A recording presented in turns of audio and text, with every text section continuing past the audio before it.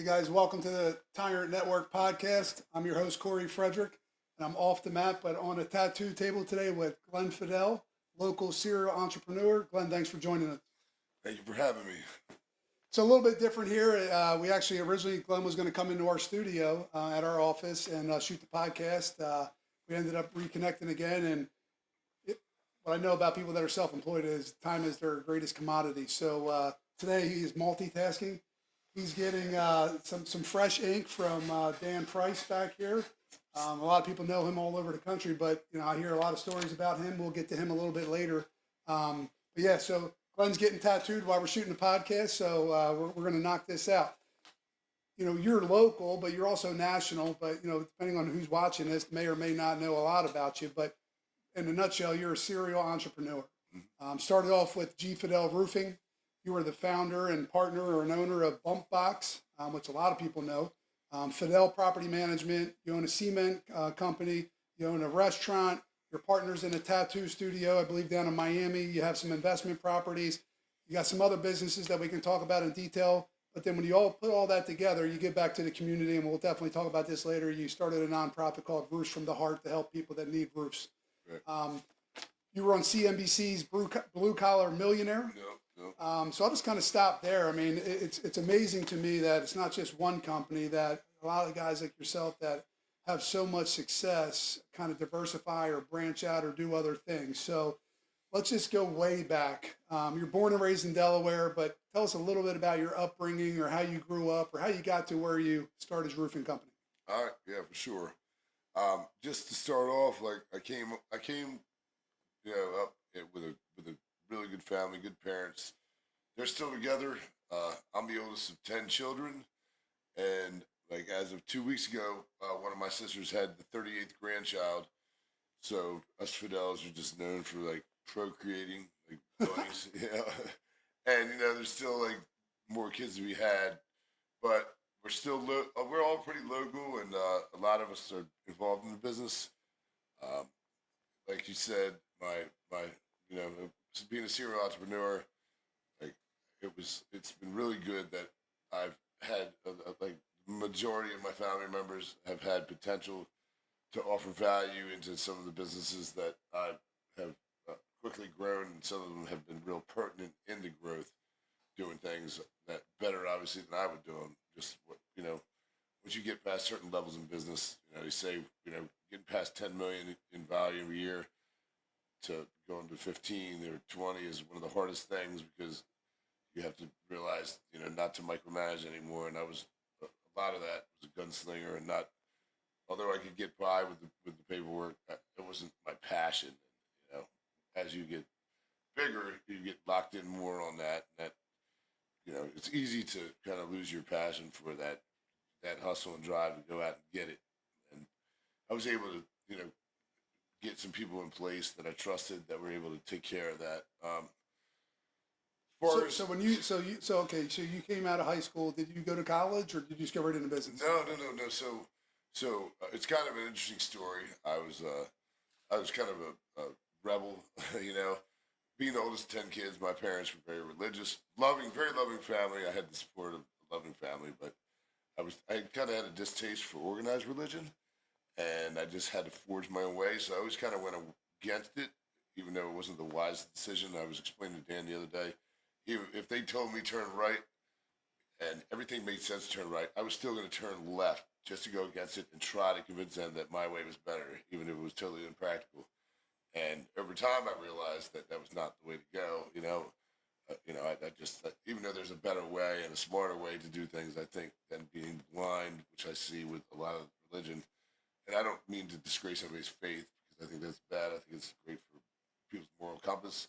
And the placebo effect of feeling like, the confidence of you can do something if somebody else is helping you, or maybe a higher power. I understand all that. But for me, I kind of looked at it more of a crutch, and I was, my distaste was for the hypocritical stuff, especially with we'd see with the priests for a while and all that stuff. So, I just, not that I had a personal experience with that. It was just, you see it, and I'm an analyst, so that's just how it goes for me. But me being a rebel got me into, my share of stuff, like doing stupid stuff when I was a kid, like stealing cars and just getting involved in some wrong stuff. So I ended up in Ferris. That's in 95 through 95 and 96. I did almost a year there. That's why I ended up graduating high school for Ferris School for Boys. That was in the old building. It was like a bit tougher than it is now. Now it's a structured program, but nonetheless, like that was very a real crazy kind of thing. It was like going to boot camp in the army or something. And that's how I treated it. Working out every day and all that, not just wasting my time and just talking shit. So for those people watching that don't know what Ferris is because they're not from Delaware, because we got millions of listeners all over the world. Yep. It was a detention center. Yep. So you end up your senior year of high school. You had to go to a detention center. That's where you ended up graduating. That's where I graduated. Yep, and I was valedictorian of my class. So I was like the biggest minnow in the smallest puddle. Yeah, but it was it was cool. And since then, I've kept in touch with the staff, and I go talk to the kids twice a year. Typically these kids go in on like 3 to 6 month commitments. So twice a year, I get to go talk to a whole new group, tell them I was there, and explain that how I beat the odds, and I never want to hear anything about why they can't beat the odds. And if you want to hear about it, like, this is kind of my pitch when I go in. I've had a lot of success and a lot of follow up with people. Say everybody here is going to consider, like, keep following this life, whatever it caused it, like yourself and your parents, your surroundings growing up and all that. But I encourage them to break the cycle.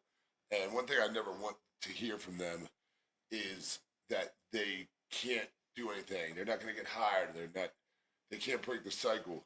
Because here's a clear example of what you can make happen. Say if you were to dress up in a nice suit, whatever, even if it doesn't fit you, dress up in a suit and go and know that there's an industry that you want to try to get into, and you show up and you say, "Hey, I have an interview here at 3 o'clock today," and they say, "I'm sorry, we don't have anything written down for you." You say, "Well, I made this appointment. I got to talk to somebody."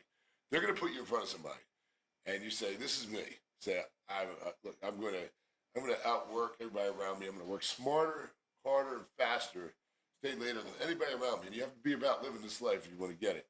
Say, and if you give me this opportunity, I'll tell you what, I'm going to work for free for 3 days, and then let's discuss what I'm worth. And you go in with that. You say, I promise you in a few months, I will be taking my manager's place because I know how to understand what they expect of me, and they will not need to ask me to do it. And if you go in with that attitude, you go to 5 different places, and you pitch it that way, you're going to be picking which one of the 5 jobs you want to accept because they will want to accept you. And it takes some thinking, but since then I've had, I've been doing it for 11 years, but I didn't really refine my talk to them till about 8 years ago. And for the last 8 years, I've done that, and I've had countless, like over 15 people reach back out to me like, "Yo, at work, this and that." And I'm like, and I'm like, but remember, this is not just the game. You got to live by this. Like, this is, you have to, like, make sure your life is about this, make the choice to be encouraged, put everything else aside, and be serious about what you're doing. Any of those guys ever interview at your companies?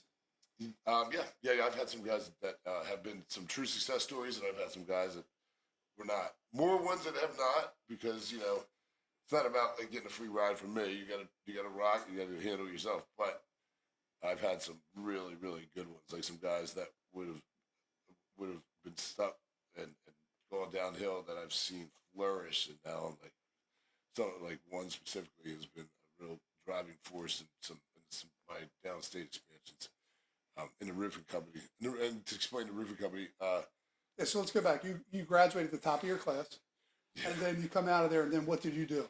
You didn't go to college, so what did you do? No, so I started working for a roofing company, my uncle's roofing company, and I ended up working there for a while, and then I kind of got back crazy into stuff, just kind of hustling, and I was always a hustler, and just kind of thought I was invincible and got it over my head. And then when I was 19, I ended up picking up a federal case for some like heavy stuff, like some racketeering stuff and tax evasion and money laundering, terrible shit, you know, whatever. Stuff I had no business being in. Just, I was over my head. So I ended up getting 3.5 years in federal prison, and I went away for that. So when I was 19, then I came home, and then I met my wife, and we ended up, a couple months later, we were pregnant with our oldest daughter, Juliana, and we ended up getting married. Since then, we've had 2 wonderful kids. But when I came home from there, when I came from adult, I started working for a guy named Don Shin, I'm still good friends with both my bosses. I never burn. I'm a firm believer in not burning bridges. You know, if I run up against him, when I asked him if I was going to go out on my own, you know, he was like, "All right." We were on good terms. He's like, "All right, I guess I'll let you be the second biggest roofer in Delaware." And since then, I've surpassed him, obviously. But he's happy where he's at, makes really good money, and he's taught me so much. Taught me everything I know. His name is Don Shin. Still in his company, D Shin Incorporated. We try to get a steak every once in a while. It says, "I'm so proud of you." And if I run up against him in a bid that he like knew about first or something, I'll graciously bow out. And So he not only was your employer, but he was a mentor and a friend. absolutely very much so, yeah. And he's a recovering alcoholic, so he like he saw his past, and he was always about helping people too. So he'd love to see like somebody make it, you know, and move forward. And he was never jealousy or like whatever. And he ended up, you know, it's funny when I do bring up stuff, you know, like, "Hey man, this job, I know you're bidding it. What do you want me to do? You need me to put in a higher bid or whatever." He's so humble. He's like, "No, I mean, I don't need the work, man. What do you want me to do? I want to pass it on to you." It's like, come on, man. You know, he's just that nice a guy. Super solid. He's got a great customer base, and I learned so much from him. And every time I talk to him, I learn a lot from him. So he's So why did you decide to go out on your own? Why not just stay being an employee collecting a paycheck? Like, what made you say I can go out and do this? so I obviously like you're capped with your money, and I just saw ways that I thought I could improve it, and he didn't mind me doing side work because we made the transfer from high end residential to commercial, where I was going away and doing like big commercial jobs, shopping centers, stuff like that, lining them up. He taught me how to do all that, doing the takeoffs, setting the cranes, getting like temporary labor, and just getting that stuff done. And I enjoyed it. And but also when people would ask me to do residential jobs at home for cash, which I would do on the weekends, he didn't mind it because I wasn't in competition with him. And a lot of guys that were on my team that were really good were doing side work with some other guys on the weekend that were not in our company.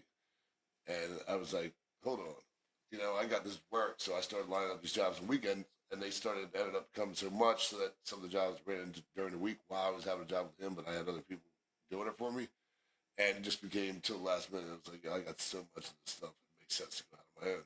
But I didn't have my own truck yet, so he was like, you know, it was near the end of the year. He was like, "What are you gonna do, man? I see you blowing up. I see your size around." I was like, you know, I'm gonna give it a shot. I said, "But I need a truck." He was like, "Well, how about you just keep the truck for a week or two until you get your new truck, and then and I'll let you be the second biggest roofer in Delaware." I was like, how nice he was like, for me to quit and let me keep my truck for a week or two until I got a new one.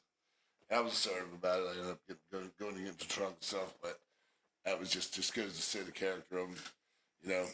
Um, Back to like how I grew up. My dad was always like a real hard worker. Obviously, he had 10 kids. I'm the oldest of the youngest. I'm 46. The youngest is 26.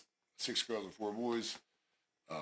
2 of my 3 brothers work for me. My dad works for me in the roofing company now. And then 3 of the brother-in-laws work for me. They're solid. Did any of those guys, that a family that you hired, did they have experience in roofing, or did they just learn once you hired them? My brothers did because we worked like summers with my uncle back in the day. But no, not the other guys. One was a painting contractor, one had a landscaping company, but grew up. He's a mushroom farmer, and then the other one he was in sales. He did pretty good with So you started off being a side hustle on the weekend to make extra cash. it. Yep. But then, and I'm sure you were growing, but at what point did you like, we see your trucks everywhere in Delaware and downstate at the beach, even in certain parts of Pennsylvania. So, I mean, at what point did you really just start blowing up though? Well, that's a long story. Like, you know, I remember I got into real estate pretty heavy in '08 because I'd never borrowed money, and I was like talking to a banker, realizing the banker that I was using wasn't really in any kind of like aggressive way to show me that I was able to borrow money. So I really was liquid. And when the crash happened in '08, like I talked to a banker, he was like, "Wow, you're like so heavy in equity." I had like 18 properties, 18 single family homes. And he's like, "You don't really owe much on this." Every time I made some money, I was like, acting like I didn't have it. I would buy it on properties. I just always heard that was the way to go. So they were like, "How much do you need?" And I was like, "I don't know, 500,000." They're like, "No problem." They gave it to me the next day. When they weren't lending money out, and I was just such a strong case to lend money to, it made sense. So that started me off, and through the course of '08 to 2011, I ended up accumulating like 186 single family homes. So that was used towards your investment properties, not towards growing the roofing company. Correct. A lot of the like profits and all that was used towards that, but the roofing company was still growing. Yeah. And that was probably I was doing like 5 million, probably went up to like 8 million by 2011, just because people even through like downfalls, people need roofs. It's a necessity. So at a certain point, you're doing 5 million. How many years were you in business up to that point? Like 4. 4 years. Yeah, so it's been like 20. It's been 20 years. So yeah, it's 2024. So 24 to like '08. Yep, 4 years. And then by 11, I was doing like I was probably doing like 8 million or something like that by 11. And then that's that's when the harder growing pains come about, because I was like doing, like that's when you have to do more, follow more logistics and things like that. Like when you get past that, about 8 million, 9 million, it's like the 10 million plus is when you have to start putting stupid things in. I don't say not stupid, but things that you don't like marketing managers and human resources and all that stuff. All the stuff I was gunslinging, like doing it all myself. When did you stop getting on a roof yourself? I would say never. Yeah. I mean, I still do it. I still got my truck with ladder racks, but I do it a lot less. But sometimes I got to go pop out. Sometimes, only way to appease the troublesome customers for them to see me there. And they don't understand it. And I've been through all that. Everything's about humility, man, and just trying to problem solve. And our customers are our biggest asset, referrals, and although it's never comfortable when people do this like once every 30 years, they don't know what to expect, or like they get nail polish because of vibrations in the ceiling that we can't help, sometimes, or a picture falls off the wall, because of the wrong rattling, or or they have a leak.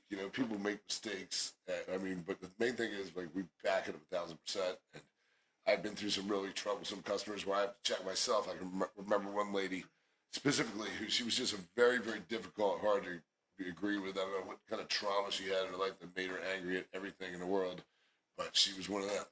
And she was telling me just kind of offensively, like she just assumed that my dad started the company, and he didn't. He was a printing salesman. He works for me now in business development, but he was a printing salesman. So he didn't start it. Taught me a lot of things in life, but it wasn't roofing. And she was saying and we had a problem, and then I don't know. I guess the problem wasn't happily resolved. So it was the second time we were going back to try to appease her. Can't remember how actually real her problem was, but she said, I have half a mind to.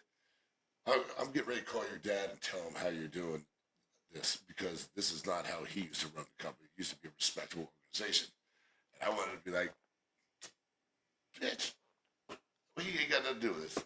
I'm the one that started this. That respectable time was because of me. But I was like, hold on. I wanted to, that crossed your mind for a second, but the main thing is problem solving.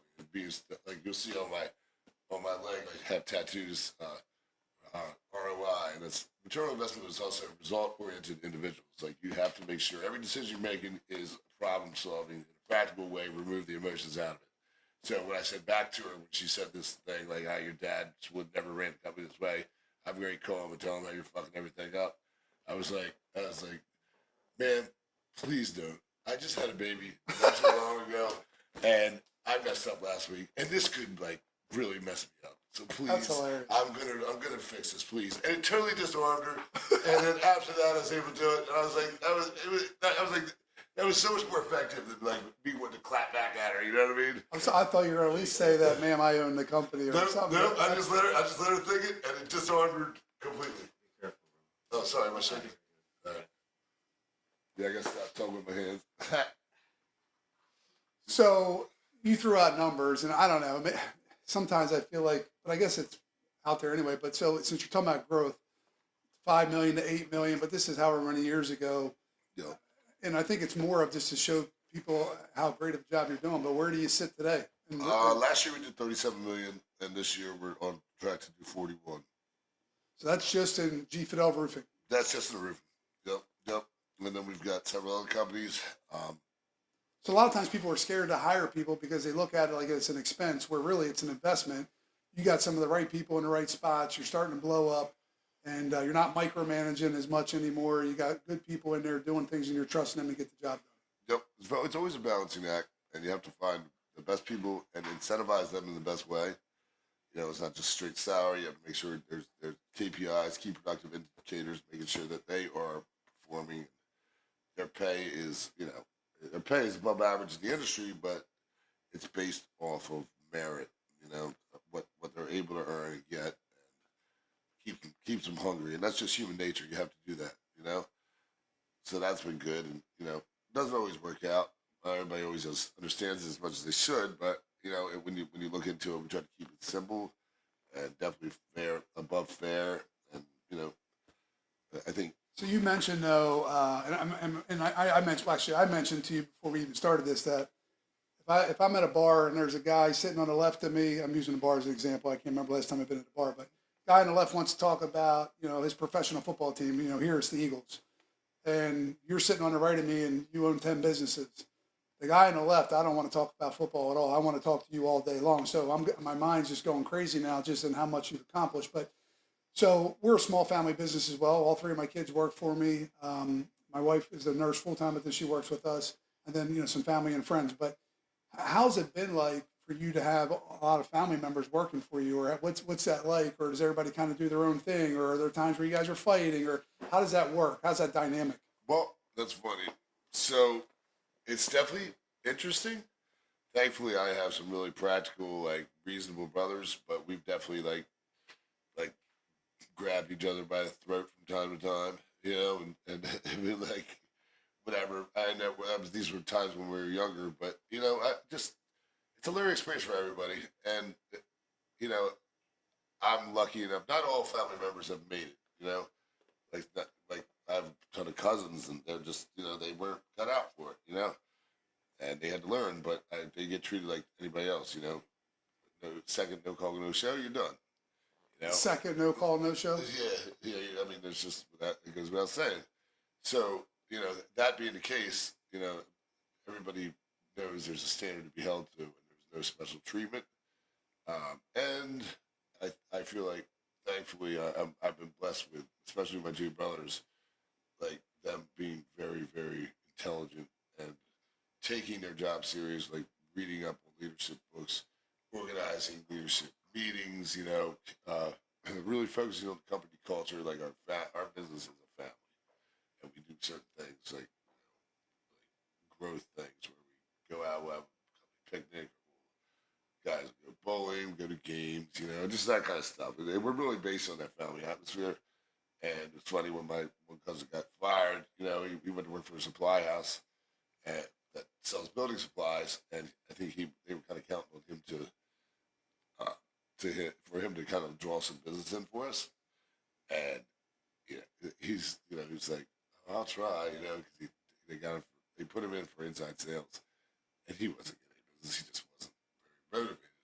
But it was funny when he talked to him. They're like, so why did you leave Fedale? Like, we heard that once you're there, most people don't leave because we don't have a huge turnover, which is really flattering that was the chatter through the industry. Yeah. That from him, and he had to admit to him, well, I had 2 no-call no shows, so and made it look even better for us. It's like, we keep people around, but even family members, they get chopped out if they're not pulling their weight. So I heard something. I was listening to a podcast this morning when I was working out, but it was, hire slow, fire fast, or might have been reversed for that, but it really made me think about some things because there's times where you're tolerant, more than you probably should be, or there's times where maybe you hire too fast because you feel the need, but you got the wrong person. So you guys have developed a culture and you treat them like family. Yep. And I've always been, I'm kind of a gunslinger. I've always been fast to make decisions, and I consider one of my strong points being a good judge of character on who I can trust and who's going to work and who's not. But I also see some guys that are very, very cutthroat about it. Like in the roofing company, we have I think 22 salesmen, and I talked to some other big companies, like a really successful guy down in Florida, and we don't do this, but he constantly, like every 6 months, finds the guy that is performing he's always hiring new and choosing what the new one's going to be because the guy that is at the bottom, he gets chopped every 6 months out of his like 20 salesmen. It's just like an automated thing. It's got, there's no emotion involved. It's just like that's our strategy.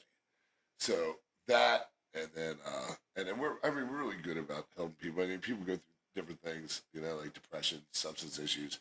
So we're good about like offering help with that kind of stuff. But we're also very, very assertive about doing a PPI, PIP, a personal improvement plan, where they get on and they get like a last chance. And unfortunately, some guys that I had higher hopes for, I had to let go. But when they start going on that, I've had step-ins with them, like, hey, how you doing, blah, blah, blah. And, like one recently that I had was he was like being depressed and threatening some things that, harm to himself and stuff. So I paid special close attention to him, and I prepared him for it. I was like, listen, man, I really hope you learn your lesson this time, step up to the plate. But there's certain things you have to change about your life, and if you need to, if you don't make it through this and you get fired, I need you to realize that is the next step of you having to realize it even more severe, but you are going to move forward from this because I didn't. Last thing I wanted is to hear that Yeah, something he does something terrible to himself, and I saw that, and I also got a lot of response from him, like, yo, you don't know how much that text meant to me the other day because I was thinking about some other things and it just like changed up my attitude, But I only have enough time, so I can't really, I can't really monitor enough. But I have that kind of just thought. I don't know, man. One thing about building my businesses and like building my best teams is that I firmly believe that if you want the best for people around you, your good is always going to come back to you. Like you are going to build the strongest team. You're going to lead by example, and that web with the outline of things that you will do or that you will not do is shown and not deviate from. Like nobody should ever be like hitting on somebody's wife or like or certain things of respect. Just the natural like core value stuff that like us as a group know will not be tolerated. There's no stealing, we're all about transparency. Of course, not everything's for everybody, but it's never ever malicious to get over on somebody, and that will not that just will not that's bad business. We will not tolerate it, and that's How did so? Let's step back for a second. Then, like this, your business IQ, like you're throwing around KPIs and things like that. But how did you learn? How did you learn all this, or did you? This is just over the years. Is it that you were reading? Were you going to seminars? Did you have mentors? How did you develop your business IQ? So, I would say just talking and learning and just really doing like a whole kind of just a whole overview of what the things we need to implement as we get bigger.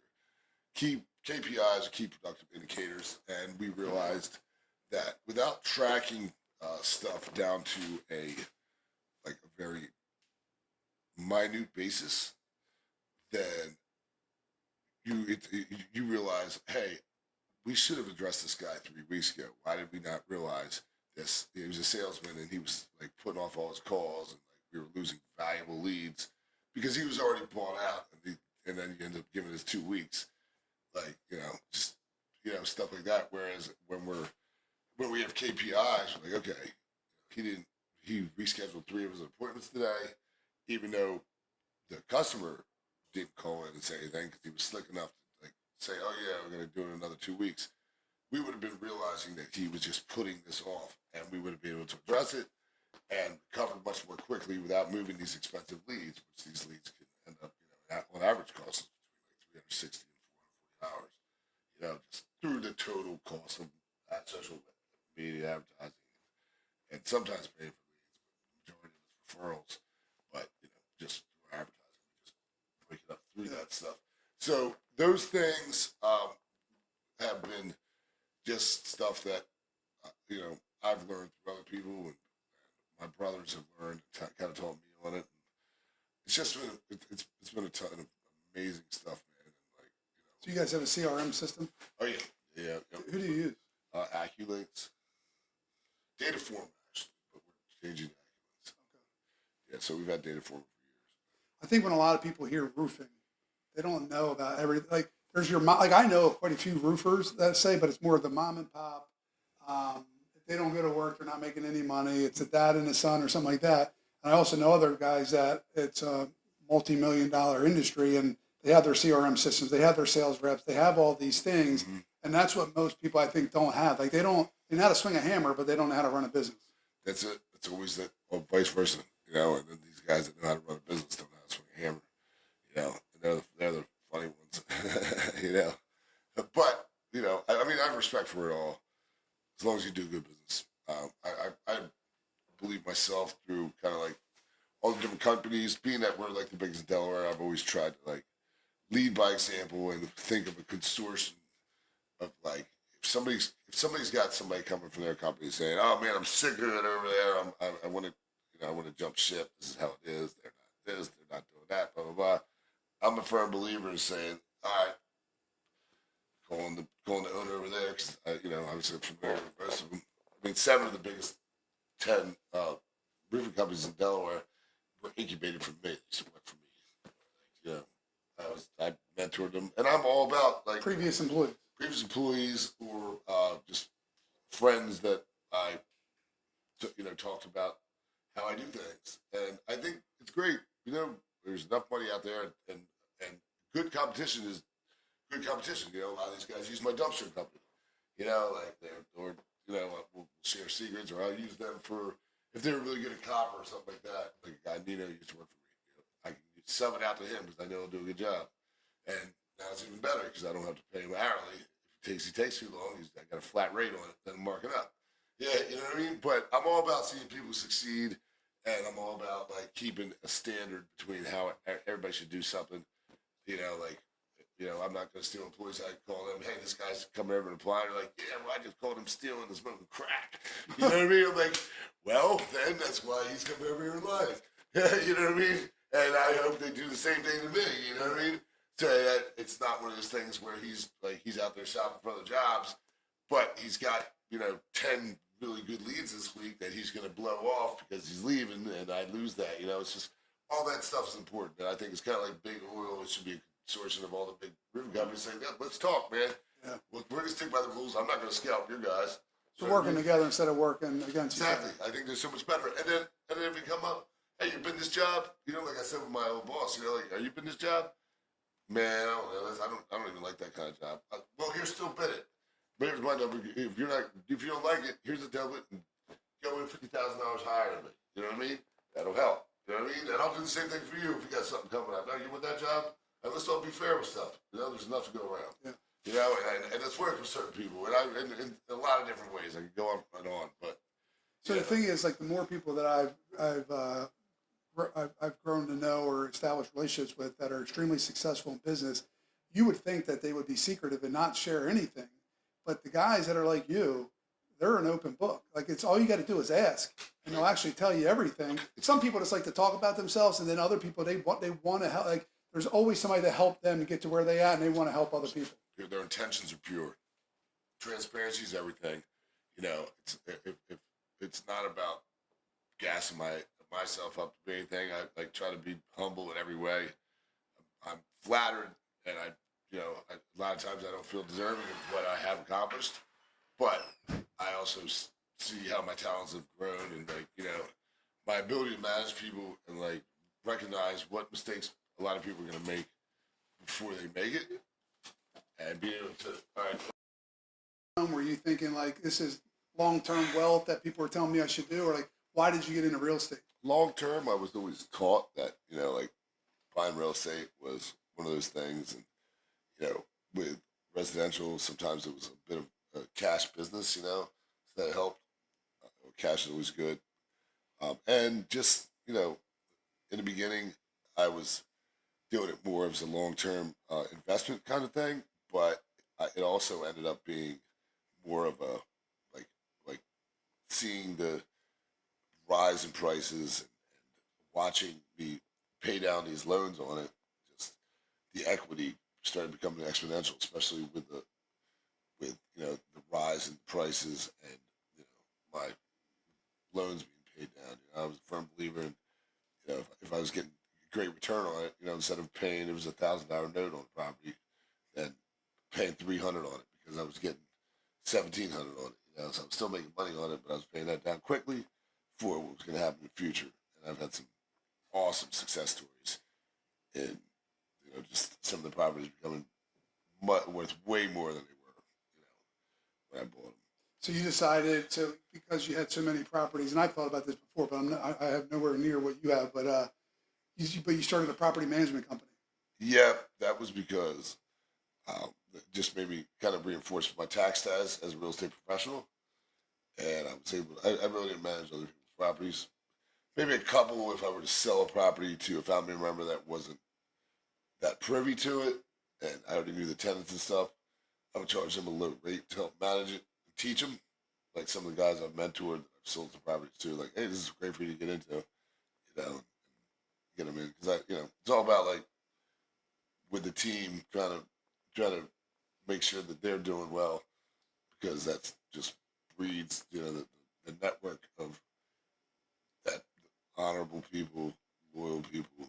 I mean, You primarily only manage your own properties, though. correct.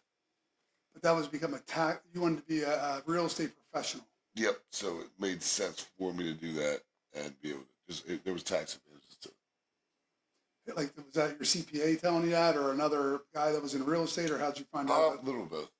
Yeah. Just like stuff I picked up from guys that have been done really well on it, and then also CPA just giving me the dumbed down version of how it works. So whether you're into roofing or not, and I told you, I didn't even know you owned this company, but Bumpboxx, and they're kind of sitting behind me. I know you got a bunch of collabs and things like that, but how the hell did you get into? So you started Bumpboxx, and I see them everywhere, all over the place. But how did you start Bumpboxx? Interesting story. So about 7 years ago, I teamed up with two friends of mine, and this was back when the hoverboards were out. Like the two-wheel things, and they were like the hottest item. And my one friend who's Rob, he's my partner in Bumpboxx, one of my partners, and he was like, he for a while there, when the Razor scooters came out, I wasn't involved with this, but when the Razor scooters came out, they were the hottest item, and they were on back order, tons of them, back in October, November for Christmas, and his college roommate from Ohio State was a Chinese national. He lived in Guangzhou, which is like one of the manufacturing capitals, right?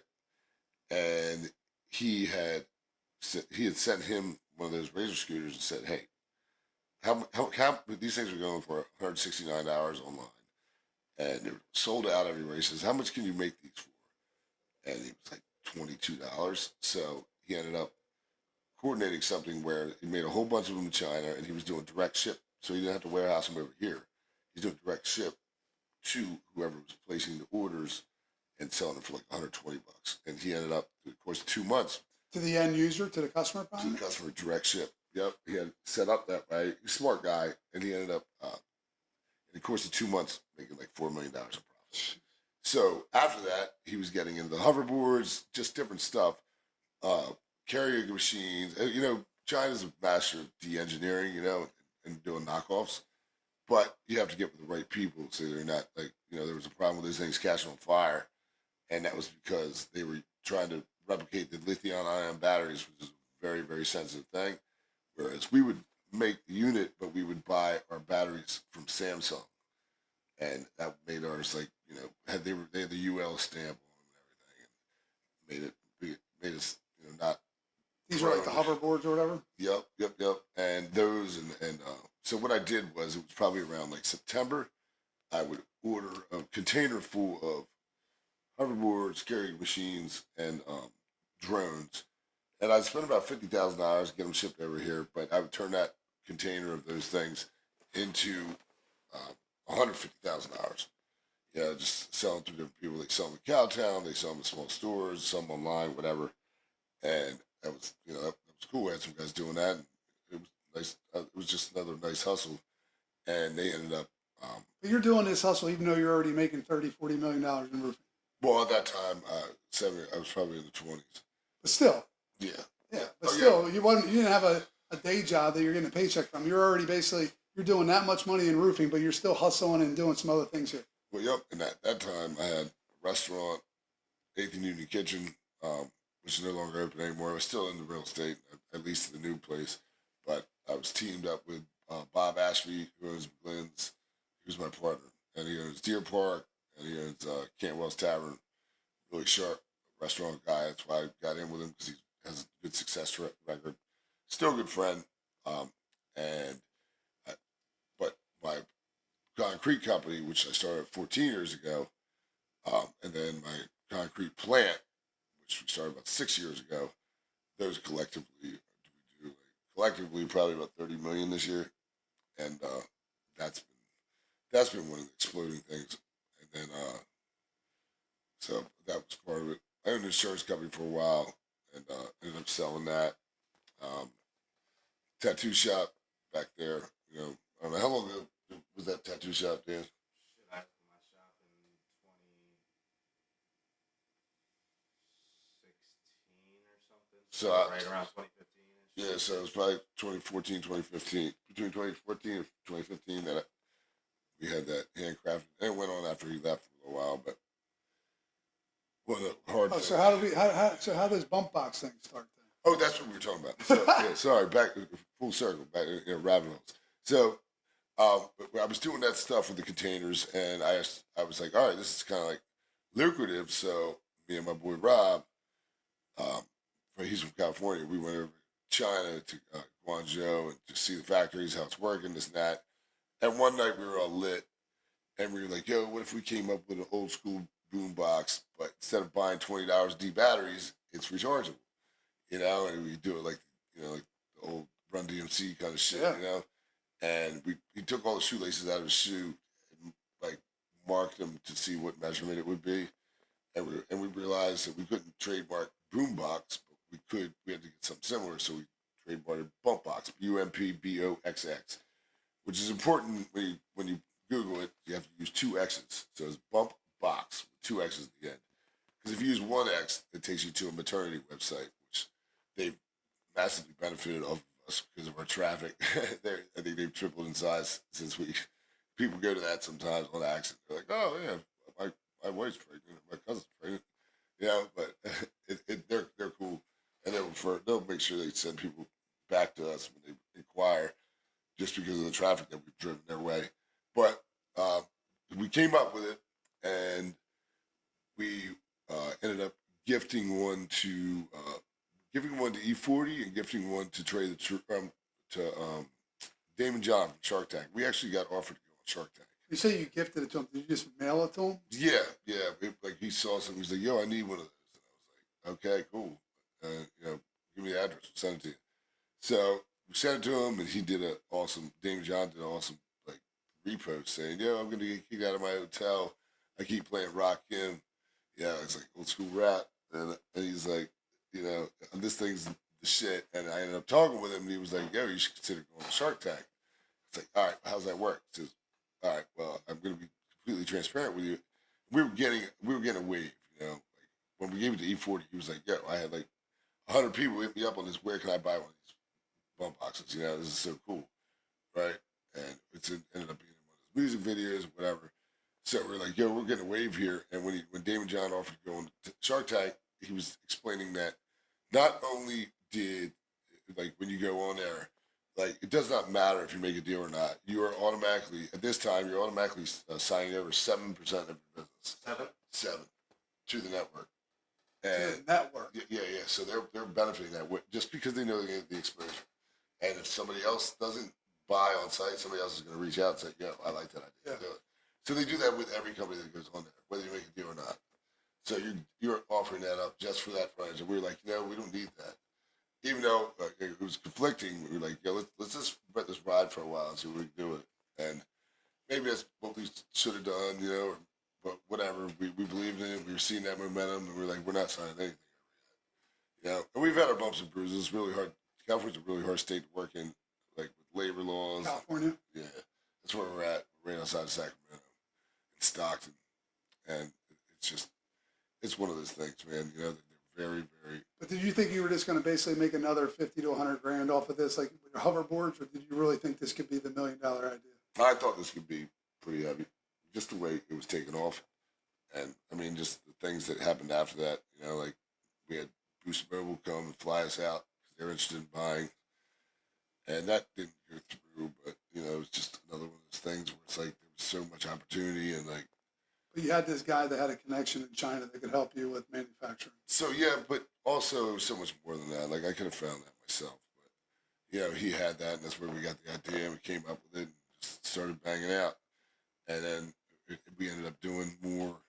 Like we ended up teaming with this guy Trey the Truth, who I was speaking to last night, who's a Houston rapper, very very big in charity and very big in like everything, and he rolls with like pretty tough crowd. But I enjoy it, they're good guys, and he's nuts. I mean, me and Dan were just talking about when we were South by Southwest with him. Everybody's got guns out there. We're like with a couple rappers. This guy Mozzie and T.I. He's in limo with T.I. and somebody pulls up on him and blocks him, and everybody gets mad. They pop the trunk and pull out like machine guns and shit. They're like, "Oh shit, we're gonna be like, man, we're ready to die," But it's like, it's just like normal. These gangster guys get shot all the time, It's like, not a big deal to them, But it was cool. It was a good experience, and it's interesting with him. He was one of the guys that he was blackballed because he offended some lady in World Radio, so he was kind of like banned for a while.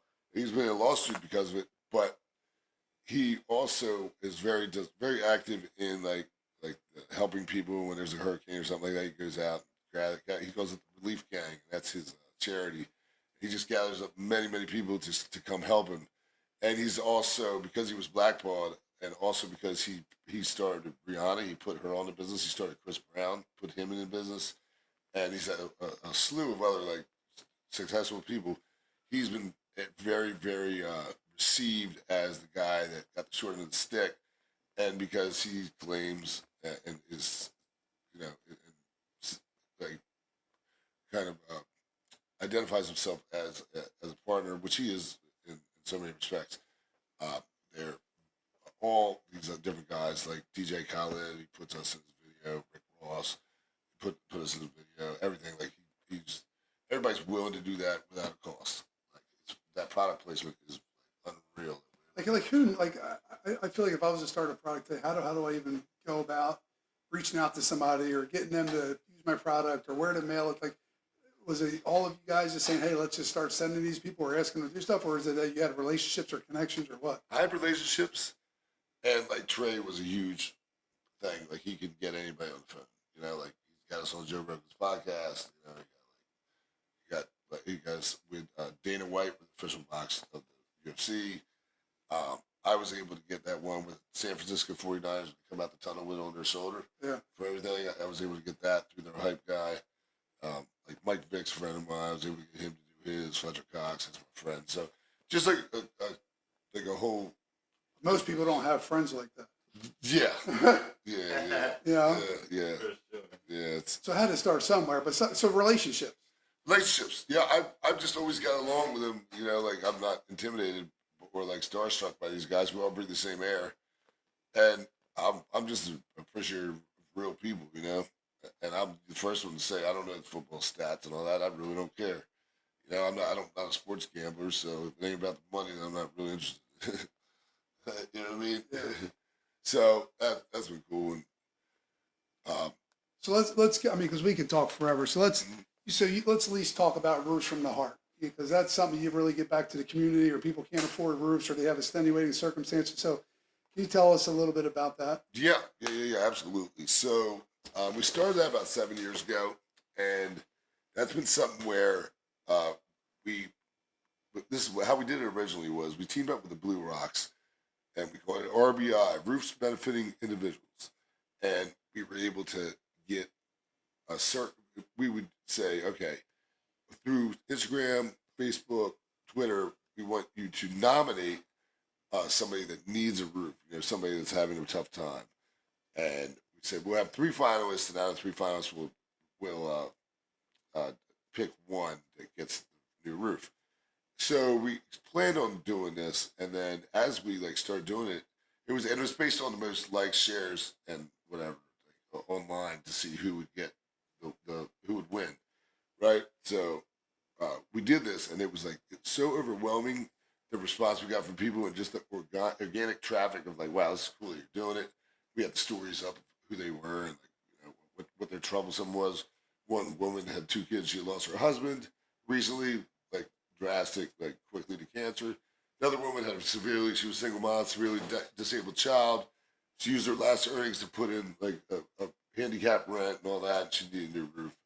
And then another woman was an ambulance worker. She ended up contracting colon cancer, and she was just, they were just at the end of her stuff with medical bills and all that.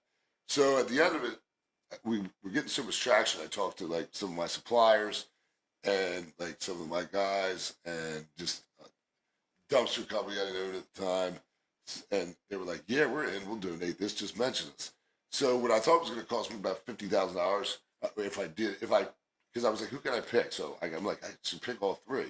And what I thought would cost me $50,000 for all three, all that stuff is donated. It probably cost me about $15,000, and the social media coverage and the the good look it did for our brand and the good feeling that it gave us that we're helping people just was like, wow, we're on to something here. So since then, we've been doing it. We've spread that Roofs from the Heart into 5 states. And now we have some big banks backing us up on it. And they're allocating money, three specific ones allocating money every year.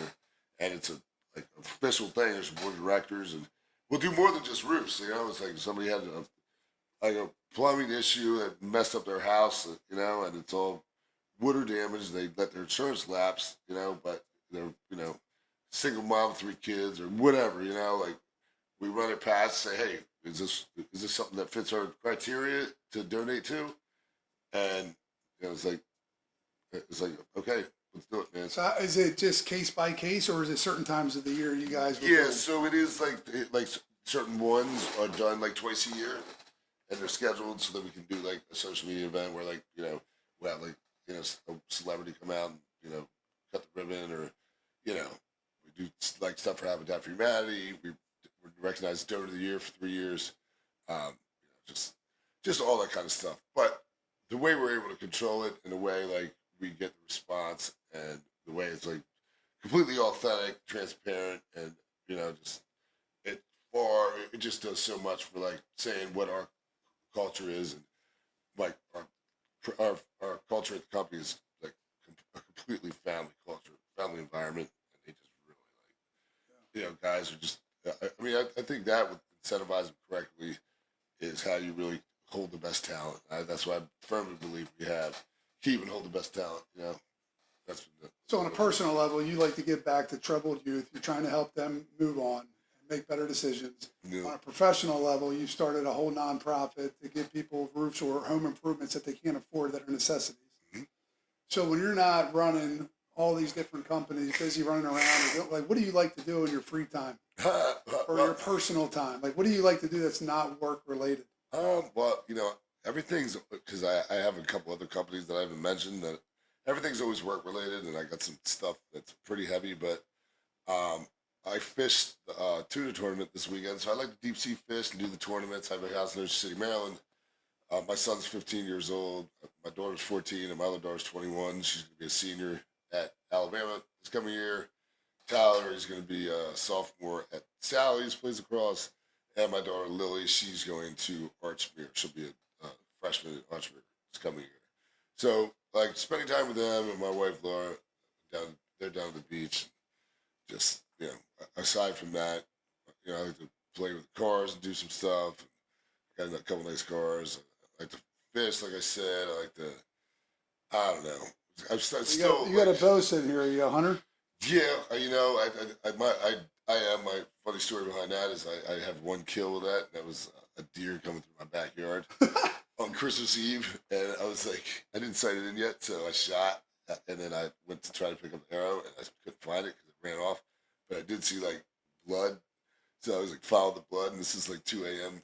Christmas morning, and I walked 3 yards over because he's kind of close together houses, and it jumps up and starts running again. I'm like, shit, man, because I'm worried about this arrow sticking out of this Rudolph and it dying on somebody's porch. The kids waking up in the morning like, somebody killed Rudolph. You know what I mean? With the arrow sticking out, it's like, I gotta find this thing. So I bedded down in some bamboo 5 yards over. So I was like, all right, I'm just gonna let it sit there. But then I had to set my alarm for 5 a.m. and I walked there like with like an all black on, looking like I was a burglar. And next thing you know, you see me with 2 hoofs on my shoulder dragging it through the yards all back to my house. But I got cut it up and ate it and got it to the butcher and stuff. So it wasn't just a kill, but that's the story behind that. It's my only kill. So this, some wrap up questions for you. Just going to throw some things at you, but Yeah. you have so much. You've built so many, successful companies. Like, what motivates you now, though? It seems like you just keep doing more and more and more. Like, you could be out on your yacht right now just relaxing, but you're working every single day. So, like, what's your why? What's your purpose? Like, what keeps you going? Well, I love to be a problem solver. I love to develop things that become successful and work over time. Like you've seen some of this stuff. Some of my new stuff is I own Trash Story, the dumpster company, which has been great. I just teamed up with, I merged with the old owner of the Port of Wilmington, Jim Thomas. He's an older guy, 71 years old, very, very smart. He's taught me a lot. It's great to be like in bed with him for this. And then I have a tire recycling company, which has been one of the bigger things, and that's really taken off. It took me 2 years to get the permits, but now that I have them, What company is that? Scrap Tire Recycling, Scrap Tire Solutions (STS). So we take tires.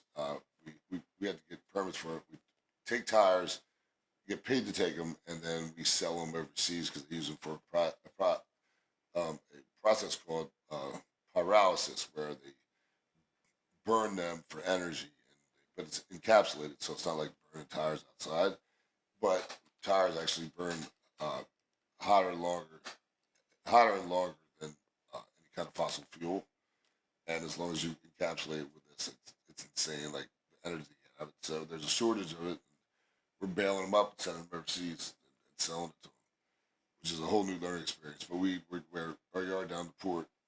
It's just it's tough because the Denrec permits that we got and all these exclusions, everything that they expect are like really just looks like they could trip you up.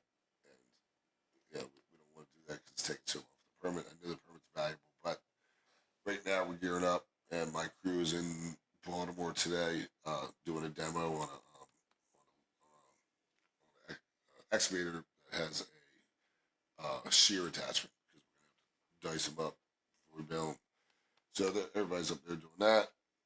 So when you, I mean, I don't know. Sometimes, like even myself, we have a couple businesses, but nowhere near the magnitude of you. But sometimes it's like, should I just focus on one or two things, or you divert? It's like every time, like you talk about, you're a problem solver. I see so many different things. I'm like, I could do that. I could probably do it better, but you can't do too many things. So are you selective in your new projects or new business ventures? Absolutely. One thing I've been very good at is being able to turn down new ideas. And I mean, to give my secret away is it's not because I like when I get into something, I'd like to always make sure I'm under promising and over delivering. And the last thing I need is a new job. Some people just assume that if they get something with me, it's going to turn to gold. They don't. It's because they only hear about the great things. I have made way more failures than I do successes. Thankfully, I have some great successes, but one thing I pride myself on is developing a machine being able to keep my finger on the pulse, but having that machine work by itself, you know, and like it's So having great people work for you, leaders. absolutely, absolutely, yeah, the hands down, but also having a dashboard which can tell you KPIs where you're realizing if something's going wrong, you're realizing faster than a month down the road when quarterlies come out or something like that. Yeah, like very important to keep your finger on the pulse and know that information. Although it seems cumbersome and kind of like unnecessary to enter some things, it's important because I need to know what my staff is accurately reporting to me for quick changes. Hey, why are leads down this week? We need to amp up this advertising or sending canvassers out, or whatever. We got to keep this machine running and being consistent. We have to, the only thing that's constant is change, and we have to be versatile. So if I'm a potential future entrepreneur and I'm watching this podcast, what advice do you have for somebody that may want to go into business for themselves? Like make sure you're really, really about going into it. That's working harder, smarter, and faster than anybody around you. Like putting your all into it and living it. And making sure that your idea makes sense profitability wise. And then if there's multi-facets to what you're doing, don't think that you should do something for free because you're going to get the work on the back end. Make sure you're making money every step of the way because there's always going to be surprises, and you'll get less losses. When you do business, some people just assume that people are going to be on the up and up with them. Make sure all your I's are dotted and T's are crossed.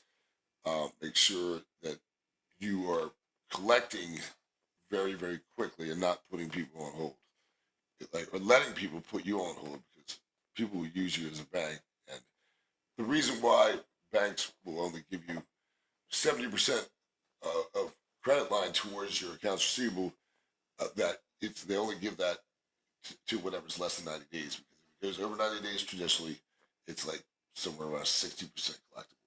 And if it goes over 120, then it's like 30% collectible. And it's very important that even though you might think, no, they'll pay me. I know that's going to be. And you'll see it very quickly. You have to be good about collecting. And you do a good job, you get it done. Don't let it get drawn out. Have that expectation of getting paid. Take deposits at the beginning. Make sure you stick to your word on when you're doing a job and how you're going to do it. Weather's a factor, but get that constant communication and just make sure you get your money because, one bad job out of 10 jobs, 9 good ones and 1 bad one can wipe out the profit from all 10. And you really, really got to make sure you're on it. I think that's really important. That's something I had to learn the hard way. Another one is like when you brought up hire slow, fire fast. Like I remember many times where I had employees where I was like, "There's no way I'm going to be able to replace them," and I knew certain things that I didn't want to bring up. So I was like, "What am I going to do without them?" And when it finally went too far, I was like, and I fired him. I'm like, "Holy crap, man! This is like." Life is so much easier. I should have done this before, but I was just scared of that, and really, it just reinforced the need to nip a problem in the bud and do not allow that cancer to do it because it'll fester, and other people catch on to other people. And, whether you catch them stealing or whether you catch them just doing dumb shit, clocking in for one another, sharing there's just going something against what's an employee handbook. Is there anything you want people to know about you that we didn't already talk about? I think just the main thing, man, is like who I am as a person. Like I believe the way I was able to build my strong network is if you want the best for people around you, good is always going to come back. Like there's no way, you always have good intentions. You make the choice to be encouraged. Like I feel like half the time my job is like playing Dr. Phil, and that's realizing the mistakes, what somebody's going through. I can identify with a lot of people. I have big empathy. I've been through things myself, but I believe that kind of personal touch and approach also makes it very much more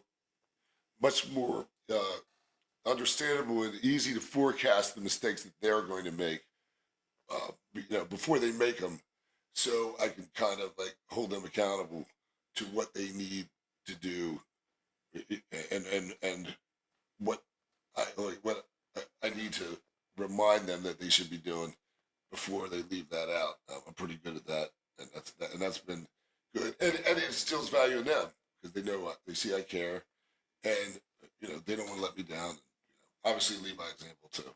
So all those things is having good intentions, and if there's something that needs to be dealt with, deal with it immediately. Don't put it off. Like really, one of the biggest things is like letting stuff fester, and I've had a lot of people do me wrong, whatever. I mean, I firmly believe forgiveness is everything. Forgiveness is letting a prisoner free and realizing the prisoner is yourself. The only thing you're going to hold back by holding a grudge, the only thing you hold back by holding a grudge is yourself.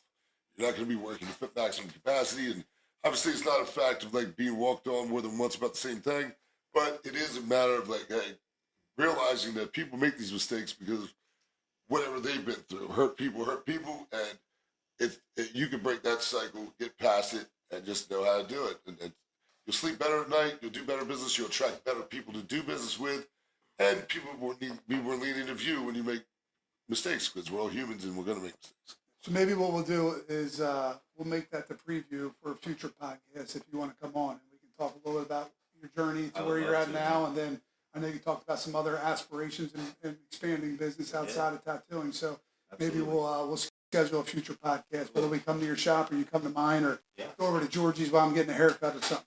So, that would be awesome. Yeah, that would be great, man. Thanks. Well, guys, I appreciate it. I know I've met you, I think, only one time before, but you're right in the community, and it's nice getting to know you better and all the things that you're doing for everybody. And Dan, nice meeting you as well. You too, and I look forward to working with both you you guys. So thank you so much. No doubt. All Thanks right. for having me, man. Honored.